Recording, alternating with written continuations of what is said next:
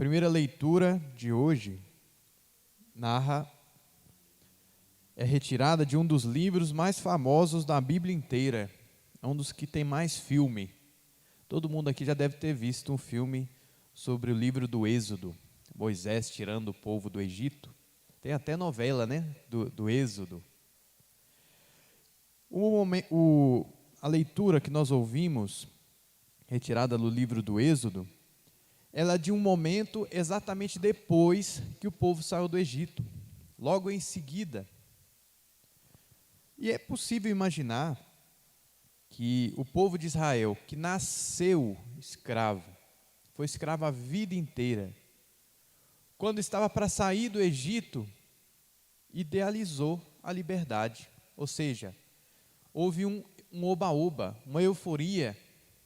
Provavelmente aquelas pessoas pensavam assim, todos os problemas, tudo de ruim que eu tenho na vida, a culpa é do faraó. Então agora sem faraó, pronto, eu estou no céu. Não vai ter problema absolutamente nenhum. Chegou a minha felicidade na terra. Mas logo que eles saíram do Egito, começam também os problemas. Porque nessa vida é assim. Já dizia o livro de Jó, é uma luta a vida do homem sobre a terra. E eles lá no deserto, enquanto eles eram escravos, como o faraó queria que eles trabalhassem, então tinha alimento para todos eles. Talvez não um alimento abundante, não muito bom, mas tinha. Uma vez que eles são livres, agora eles se virem. Isso um pouco para nós lembra aquela experiência de quem sai da casa dos pais. Enquanto você está na casa do seu pai e de sua mãe, eles que mandam. Mas, por outro lado, tem uma série de preocupações que você não tem. Se seu pai trabalha, ele vai prover os mantimentos ali. Sua mãe lava suas roupas, lava suas meias, arruma as coisas. Então você não manda, mas você está tranquilo. É o conforto da falta de liberdade, que isso existe também. Mas quando a gente sai de casa, pode ser que esse momento a gente idealize. Nossa, agora eu estou livre. Nossa, agora eu vou fazer o que eu quiser. Nossa, agora chegou o céu na terra. E aí quando começam a chegar os primeiros boletos, e não é sua mãe ou seu pai que vai pagar, é você, aí talvez esse céu de brigadeiro deixe de ser assim tão feliz. O que a primeira leitura vem dizer para nós é o seguinte: sempre que chega a liberdade, ela vem de mão dada com uma irmã dela, a responsabilidade. Não existe liberdade sozinha, porque o mundo não vai nos pagiar, não vai nos adular, nos mimar. A liberdade ela é boa? É, desde que a gente tenha responsabilidade para lidar com ela. No Evangelho, esse que nós ouvimos hoje, é meio que uma continuação do de domingo passado. De domingo passado, vocês devem se recordar, foi a multiplicação dos pães. O povo foi até Jesus para ouvi-lo. Jesus passou a ensinar as multidões ficaram lá muito tempo ouvindo Jesus, e aí estava tão tarde que os apóstolos vieram para Jesus e disseram: escuta, mas despede esse povo, porque não tem onde comprar alimento, tanta gente. Então o povo que foi ouvir a palavra de Deus, Deus concedeu a eles o alimento. Só que o povo empolgou, é o oba-oba de novo. Aí eles passaram a seguir Jesus não para ouvir a palavra de Deus, mas por causa do alimento.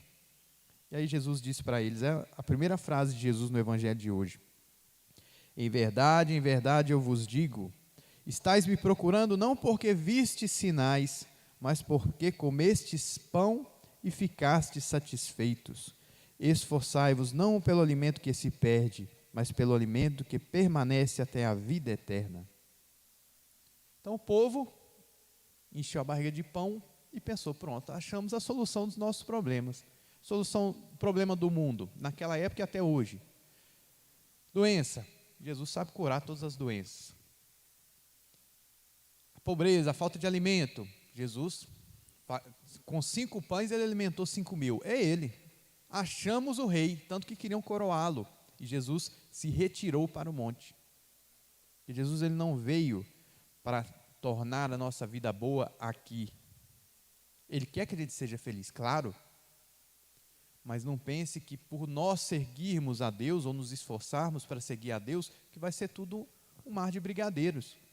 Nós somos como o povo que saiu da escravidão do faraó e foi para o deserto. A gente ainda não chegou na terra prometida.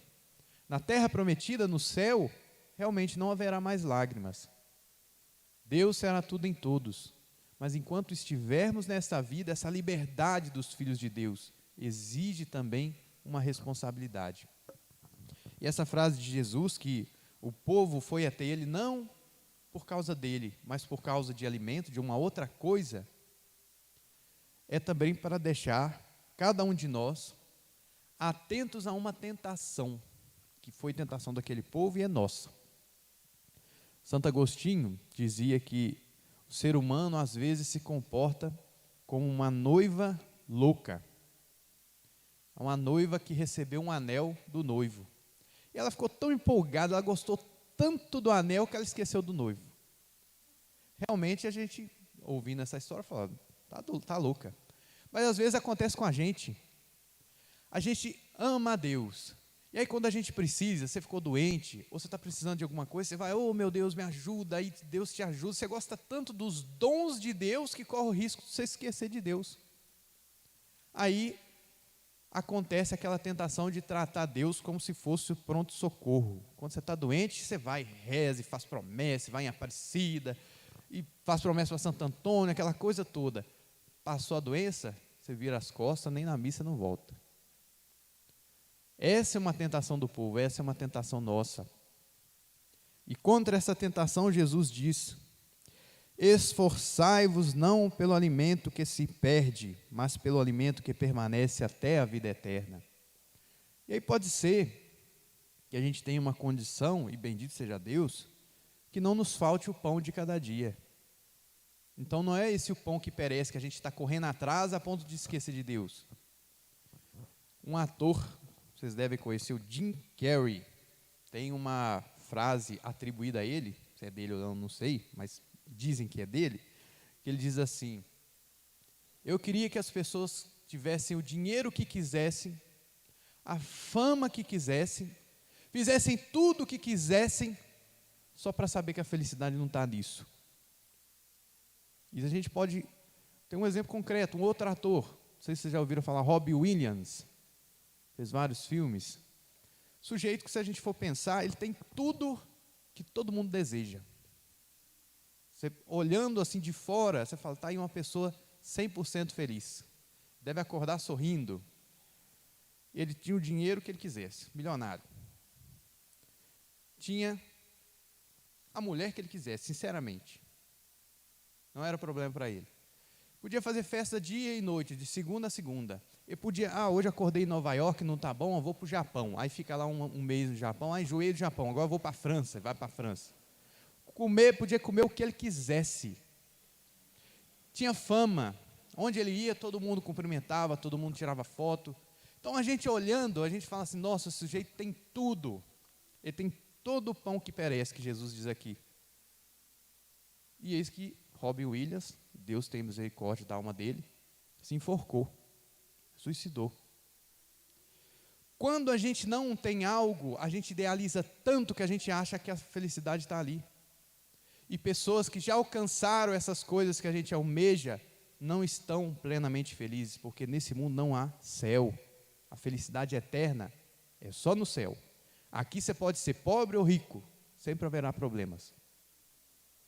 Então, e a felicidade? Como é que a gente arruma? Como é que a gente alcança? O povo perguntou a Jesus: o que devemos fazer para realizar as obras de Deus? E Jesus respondeu: a obra de Deus é que acrediteis naquele que Ele enviou.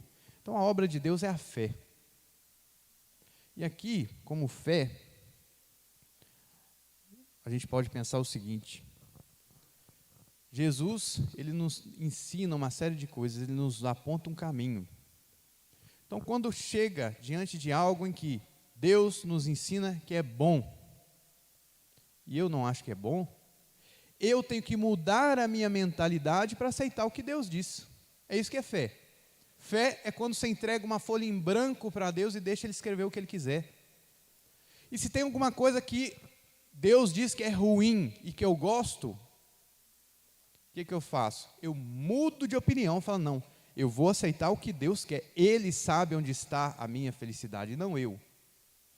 A partir do momento que a gente faz essa conversão, essa mudança de mentalidade, e passa a querer o que Deus quer e rejeitar o que Deus rejeita, aí está o princípio da felicidade. Que aí tudo o que nos acontecer não nos tirará a paz.